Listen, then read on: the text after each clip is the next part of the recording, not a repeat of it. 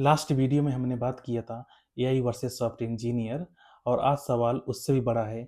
क्या होगा जब एआई खुद का प्लान बनाए, खुद कोड लिखे और खुद ही डिप्लॉय करे। यही है एआई एजेंट्स, जो टेक्नोलॉजी का एक बड़ा स्टेप है। हाय एवरीवन, मैं हूं विनोद और आप देख रहे हैं विनोद टेक यूनिवर्स चैनल। अगर अभी तक आपने मेरा एआई वर्सेस सॉफ्टवेयर इंजीनियर वाला वीडियो नहीं देखा है तो मैं इस वीडियो के डिस्क्रिप्शन में उसका मैं लिंक डाल दूंगा, तो आप यहाँ से आके आप उसको देख सकते हैं। और अगर आपने अभी तक मेरे चैनल को सब्सक्राइब नहीं किया तो प्लीज़ सब्सक्राइब करें, क्योंकि हम यहाँ पे न्यू टेक्नोलॉजी को इजी वर्ड्स में डिस्कस करते हैं, जहाँ आपको हम इजी भाषा में आपको समझाने की कोशिश करते हैं। तो चलिए शुरू करते हैं आज का topic, AI agents, the future of coding without coders. तो सबसे पहले हम बात करते हैं, what are AI agents. AI agents क्या हैं? नॉर्मल एआई टूल जैसे चैट जीपीटी आपके प्रॉम्प्ट का जवाब देते हैं, लेकिन एआई एजेंट्स अलग हैं। ये प्लान करते हैं, ये डिसीजन लेते हैं, ये एग्जीक्यूट करते हैं, ऑटोमेटिकली ये पूरा प्रोसेस होता है। को पायलट जो आप कोशिश करता है, डेबिन एआई जो पूरा का पूरा प्रोजेक्ट बिल्ड करने की कोशिश करता है, और टूल जैसे ऑटो जीपीटी, क्रू एआई जो मल्टी स्टेप वर्कफ्लो चला सकते हैं। अगर आपको गिटहब, डेबिन एआई या इसमें अगर आपको नॉलेज नहीं है, अगर आपको इसमें वीडियो चाहिए तो आप मुझे कमेंट कर सकते हैं, तो मैं इसमें एक अलग से वीडियो आपको बना के दे सकता हूँ। और अब हम बात करेंगे आज के एआई एजेंट्स क्या कर सकते हैं। तो सिंपल ऐप्स बनाना, स्क्रिप्ट लिखना, बग डिटेक्ट करके फिक्स करना, टेस्ट केसेस लिखना, और क्लाउड में डिप्लॉय करना, और एपीआई इंटीग्रेट करके end to end small system बनाना। जो एक जूनियर लेवल का जो काम है वो ऑलरेडी एआई कर रहा है और कर सकते हैं। अब हम बात करते हैं एआई एजेंट्स की लिमिटेशंस और चैलेंज के बारे में।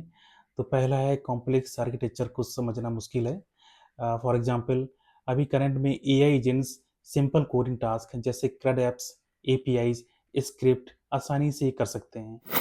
लेकिन जब बात enterprise level architecture, system design, micro service या सिक्योरिटी की बात आती है तो वहाँ पे ये परफॉर्म नहीं कर पाते हैं, क्योंकि रीज़न है इनके पास में रियल टाइम कॉन्टेक्स्ट और डोमेन एक्सपर्टीज नहीं होती हैं, जो एक सीनियर सॉफ्टवेयर इंजीनियर के पास होती हैं। सेकंड पॉइंट है, रॉन्ग कोड जनरेशन। कभी कभी एआई कॉन्फिडेंटली गलत सोल्यूशन लिखता है। फॉर एग्जांपल, कभी कभी जो एक एपीआई एग्जिस्ट ही नहीं है, या एक लाइब्रेरी जो आउटडेटेड हो चुकी है उसका यूज़ करना, ये इशूज़ डिबगिंग और मेंटेन करने में ज़्यादा टाइम लेते हैं इंस्टेड ऑफ सेविंग टाइम।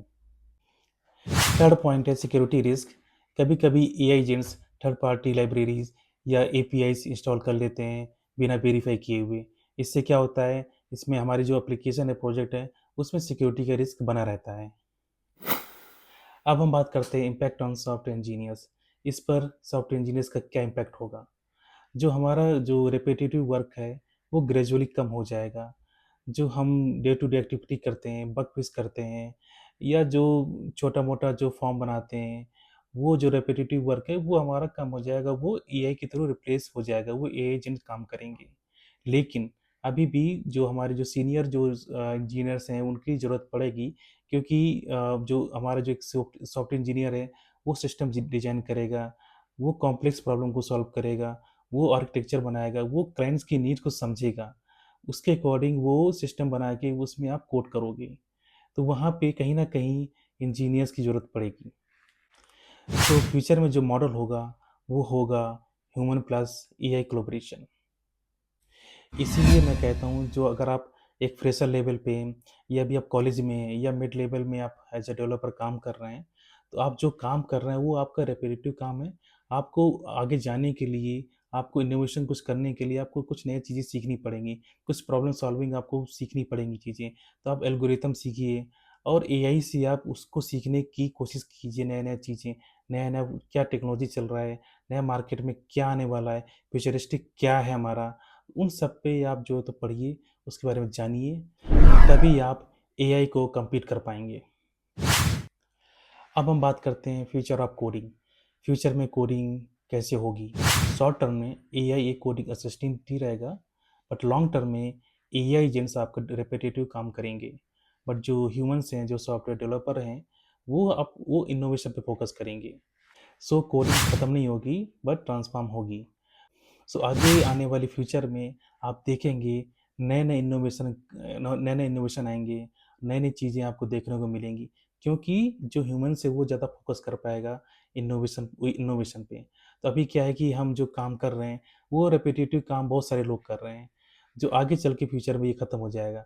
तो हमारे लिए अगर एक पॉजिटिव वे में देखेंगे वो अच्छी चीज़ है, क्योंकि अगर हम इनोवेशन पे फोकस करेंगे तो और हम चीज़ों को सीख सकते हैं और हम नई चीज़ें अपनी डे टू डे एक्टिविटी में ला सकते हैं और अपनी जो लाइफ हमारी उसको हम ऑटोमेट कर सकते हैं।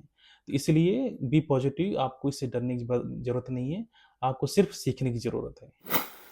सो क्या लगता है आपको, क्या एआई एजेंट्स एक दिन सॉफ्ट इंजीनियर्स को रिप्लेस कर देंगे या फिर ये हमारे साथ स्मार्ट टीममेट्स बनेंगे? कमेंट्स में अपना ओपिनियन ज़रूर शेयर करें। और अगले वीडियो में मैं आपको बताऊंगा top AI tools for software engineers, जो आपको 2025 में या फ्यूचर में आपको सीखने ही चाहिए। Please like, comment and subscribe my channel for more such videos.